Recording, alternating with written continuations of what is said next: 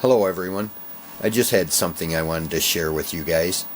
A few years ago I had a computer that was shutting off sporadically, and we opened it up and the CPU fan had quit spinning. So I replaced the fan and the computer worked fine. Well, I got a computer in a couple days ago that said "bad Mobo" on it, on a note, and it came from a computer repair place, and that's his abbreviation for motherboard.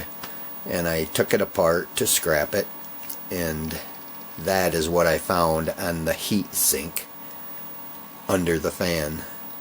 And it makes me wonder, was the motherboard bad, or was it just the same problem I had years ago with the fan not working?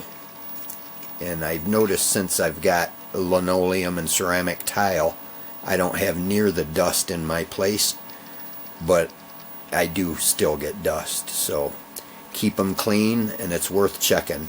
It's not real noticeable from the sides. You wouldn't have thought it was that bad, but to lift it you can see what had gathered.